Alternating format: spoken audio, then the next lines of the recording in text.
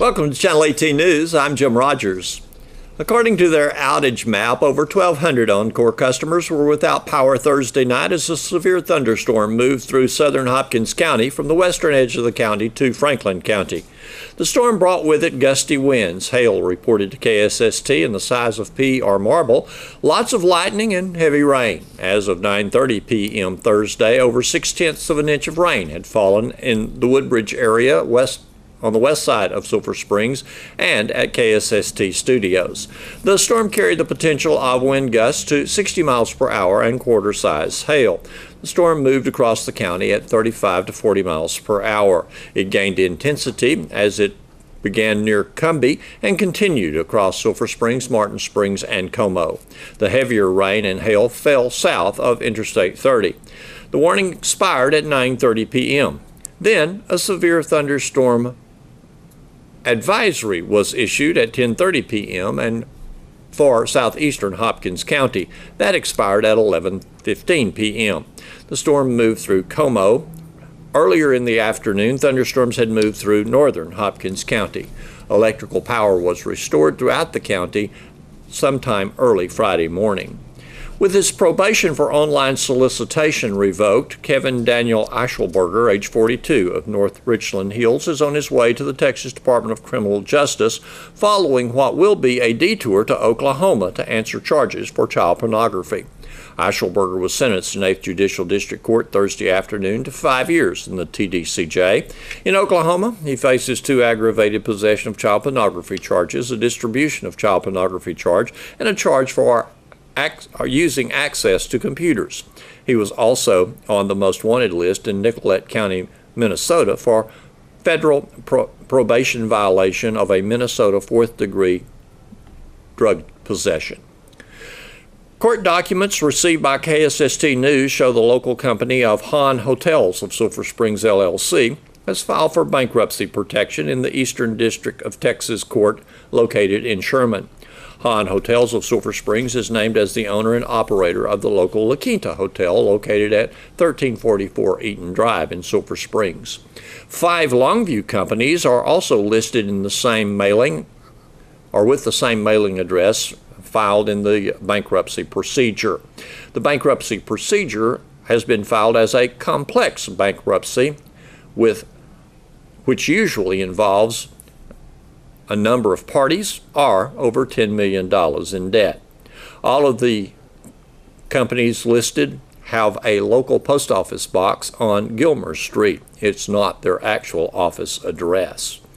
For the local La Quinta in Sulphur Springs, they've retained the same staff during the bankruptcy announcement, and staff at the local property report that everything is business as usual. To culminate the celebration of Hospital Week and Nurses Week, a Blessing of the Hands ceremony was held at Christus Mother Frances Hospital in Sulphur Springs Friday afternoon. All associates were involved in the participation of this ceremony. The Blessing of the Hands ceremony was led by Sister Margot from Christus Trinity Mother Frances Hospital System. In a statement regarding the Blessing of the Hands, the local hospital stated, from its beginning, the vocation of nursing has recognized and understood to be a public expression of Jesus Christ's healing ministry and God's continuing presence in the world. Today, Christus Health System and Christus Mother Frances Hospital, Sulphur Springs, wish to acknowledge the sacred healing work of nurses, physicians, caregivers, and clinical leaders across the health system. In addition, they recognize and give thanks for the work of all the associates who serve together in the ministry to improve the lives of individuals and communities so that all may experience God's healing presence and love. Hospital Nurses Week events included a special reception for all nursing staff from both the hospital and clinic, a scrub fair for nursing, a picnic for all the associates with Alliance Bank representatives assisting in cooking and serving, and the week ended with the Blessing of the Hands ceremony. Here's Don Julian with sports. The Wildcats baseball team lost Game 1 of their best 2 out of 3 area playoff series, 6-0, at Frisco Wakeland Thursday night. The Wildcats host Game 2 at Eagle Stadium Friday night at 7:30. And I talked with Wildcats baseball coach Jared Hammock about that Thursday loss. Well, it was a disappointing night for us. I really looked forward to the challenge and just had hoped, as always, that we just played, our best and didn't do anything to kind of help the other team. And arguably we played the worst game of the season at the most inopportune time. We figured out they only had one earned run out of the six, and so if we make our plays, and most of them were routine plays, then it's a tight ball game and it may play out differently. But they were just able to score some down the stretch, again with a lot of help from us, and again we didn't swing the bats just great. We had some opportunities in spite of that, and just still couldn't get that one hit to get anybody in. So, the good news is we get another opportunity today, and we're at home, and we've not lost at home all year. And so, we hope we get a great crowd out, and the weather cooperates, and we play a little bit better or a lot better, and see what happens. Did we see their best pitcher, or is he still to come tonight? No, their ace was the third baseman. I believe he's going to Pepperdine maybe. He's supposed to be a little bit better than that guy, maybe a little bit harder thrower, 87 or so. So I mean, it'll be a challenge. We've only seen one guy throw that hard this year, and that was the Forney pitcher, the very first game of the year. And we scored 5 runs, so we're capable of doing it. We just have to get back to doing what we practice and what we work on, and when we've been successful, what we do, and that's using the middle of the field and just take advantage of opportunities. We may have to bunt more. We may have, it's going to be hard to steal. Obviously, Mason has never been thrown out this year, and they threw him out last night. So, we may have to bunt some more, hit and run some more, and just try to make some things happen. Well, Ryan deserved a better fate. He pitched a good game, really. Yeah. He's been good for us all year. He gives us a chance to win. We try to move the ball around, in and out, up and down, and keep people off balance. And I thought we did that pretty well for the most part. They didn't score him up too many times, and the ones they did, most of them should have, plays should have been made on them. So, he pitched well enough to win, certainly, but didn't get a whole lot of help from the rest of us. So you got Tristan McCormick tonight, and he's pitched some big games and done very, very well for us. Yeah, he really has. He's been in some big moments too, and certainly we expect him to give us a chance, which he usually does as well. And maybe we can scratch out a few runs tonight and make our plays and keep them down, and hopefully take it to a third game. Yeah, do you kind of hope your team's kind of loose, or I guess it'd be natural to kind of be on edge a little bit, or how do you read them after last night? Well, of course, I hadn't seen any of them today, so I don't know yet. I'm hoping that we'll do what we've done many times, and that's just simply try to bounce back.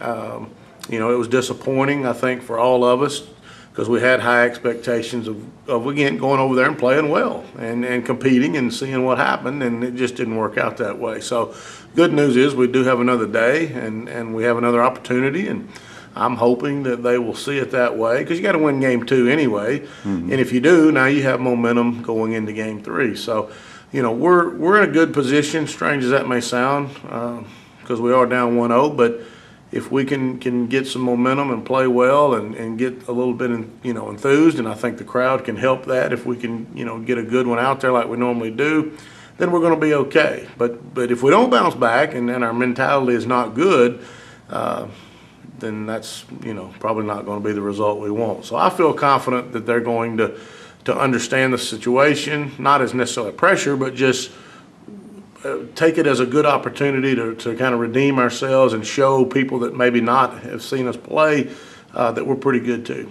And we've got the X Factor, Eagle Stadium, defeater of the Texas High's state championship team, and Hallsville's wonderful teams that they bring in every year. So, you always like your chances in Eagle Stadium. Well, and we've played well over the years there, and certainly, like I said, this year we're undefeated, and it's kind of fitting as we're finishing it out that we're playing well on it. I certainly didn't want last year to be the last year on it, the season we had. So it's kind of been a magical run throughout the seasons, but particularly this year. And we're hoping that it may have one more, win for us. Thank you, Coach.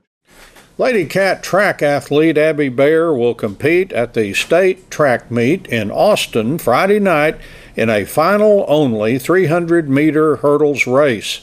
The race is scheduled to take place at 8:45 p.m. Her hurdles coach, Derek Tyson, said she will be running in lane number 9. That's the lane at the front of the staggered start. Coach Tyson said he and Abby are pleased with that lane assignment. He said she'll be the rabbit out in front of the field to start. He said she'll be able to run her race, and he added if things go as planned, she will not see another competitor during the race. Coach Tyson kidded Abby by asking her if she had ever known anyone to catch a rabbit. She said she hadn't. He said 10,000 people will be in the stands during the race, which will be treated in a Olympic-like manner. Still, Coach Tyson said Abby has the ability to concentrate on her race and filter out distractions.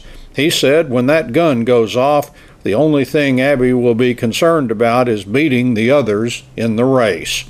Coach Tyson said he's in this to win it, and Abby has the 4th best time going into the event. Saltillo's fabulous sophomore distance runner, Sienna Collins, is a state champion. Collins won the 3,200-meter run Thursday in a time of 11 minutes 33.35 seconds. Collins will now compete in the 1,600-meter run and the 800-meter run at the state track meet in Austin Friday. She finished first in all 3 of those races at a regional track meet. And finally, the Wildcats football team completed their 3rd week of spring football practice on Thursday.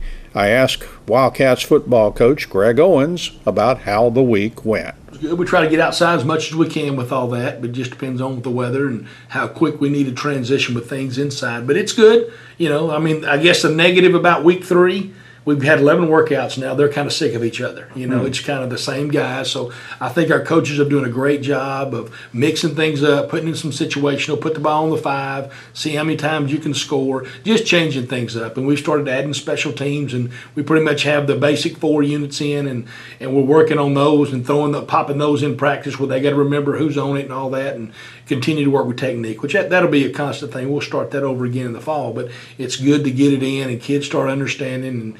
But overall, it's been good. Still been pleased with the way the kids are competing and getting after it. And for coaching wise, we're getting better every day fundamentally.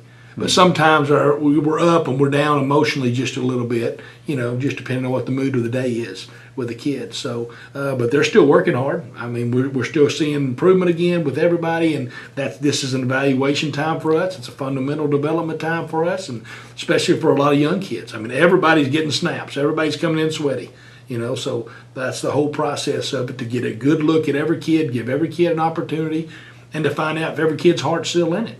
If they want to do this or not. So it lets them evaluate themselves before we go into a summer and getting prepared for Edge. So we're good. And next week's the final week, and we'll go Monday, and on Monday we'll have a workout. Monday, Wednesday, normal days. Tuesday we got Gilmer coming after school. They're coming up, play 7th through varsity, and then on Friday we have a spring game. And it'll stay on Friday. I haven't looked that far ahead to forecast, so I'm assuming it'll be okay. But we'll host it at the high school track. We'll just go get after it. So we've got that carrot. So this week we'll divide the kids kind of up in teams. We're still working at that, making sure our numbers are good, and give a little competitive edge with all that. Giving them a chance to go out and have some fun, improve themselves a little bit, and kind of wrap this thing up. But really, for Friday, it's some of the kids' last day. If they're exempt from exams, it's the last day of school too. Yeah. So all this stuff is coming to a quick halt.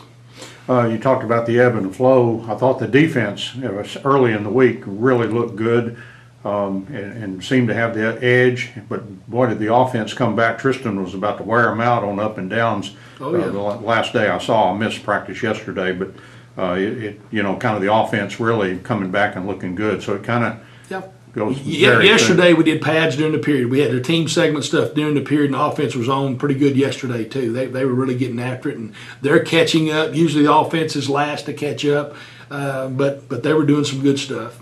And it was a good day yesterday. We got coaches going to state track meet.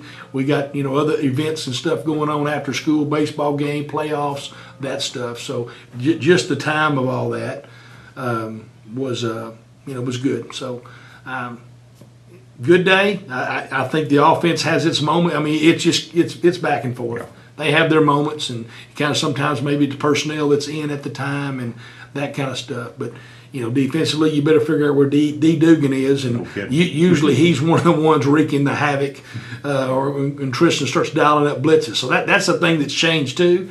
Offense has seen a few of the blitzes now. The urgency for the offensive line to pick those things up is a lot better. So.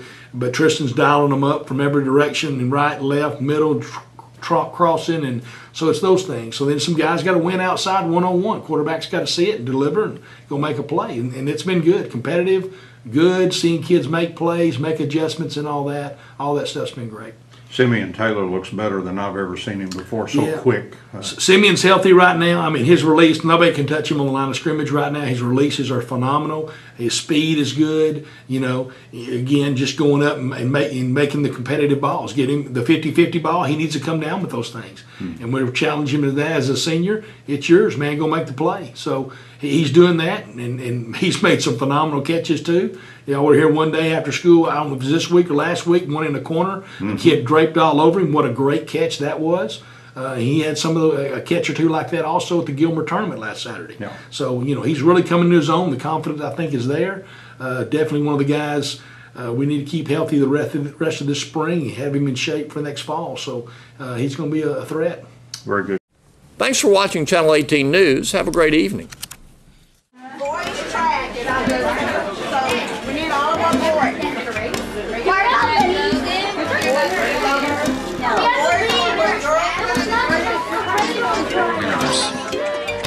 Third place, Angie Benavides.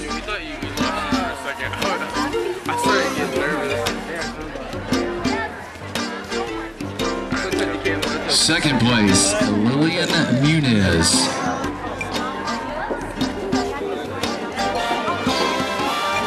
And in first place, Tamaya Cuba.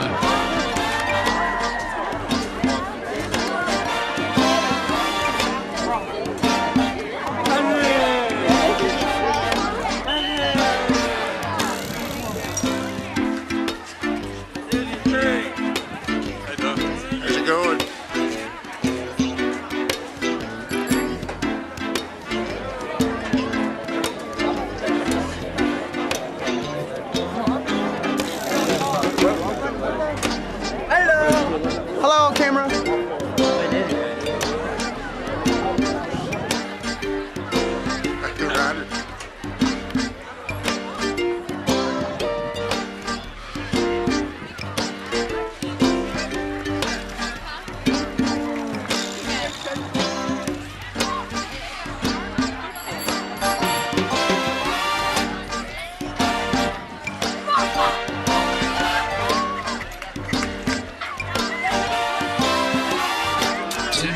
Assistant walk winner.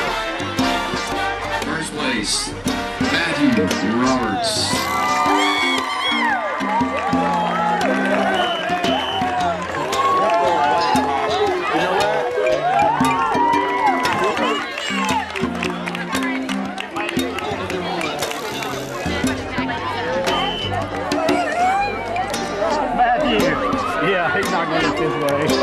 At this time, all male participants in track events, 25-meter walk, 50-meter walk, please start reporting to the track area. 25-meter walk. I got one for 25-meter walk. 25-meter walk. AJ Givens. AJ Givens. I need you here. AJ Givens. Hey, I need T-Club cheerleaders up around this line. T-Club cheerleaders over here in the class. Be loud. Make some noise. Let's go. Let's go.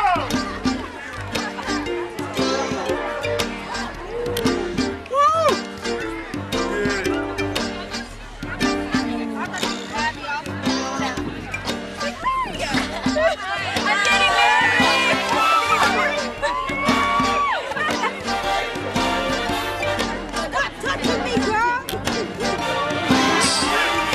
Kaiser Diaz.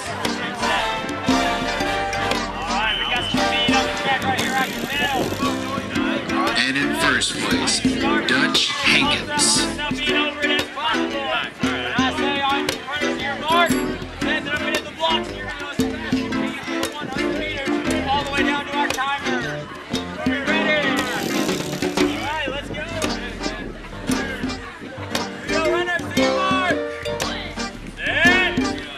Please keep the track lanes clear.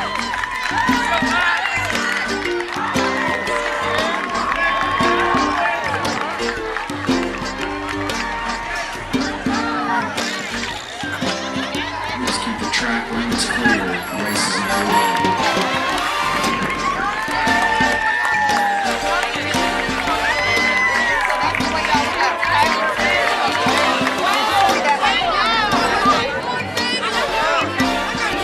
Good job, Marvin.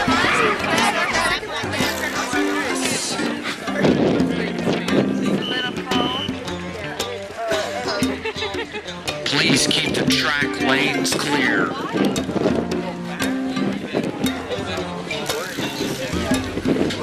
100-meter tag. And in first place, Christian Castro.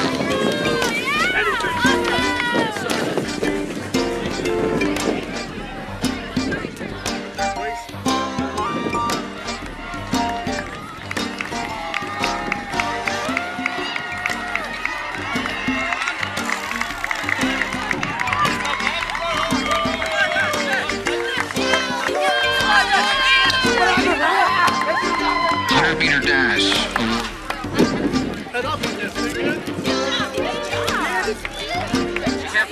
Patty Smith and Sean Speak, please report to the field race podium.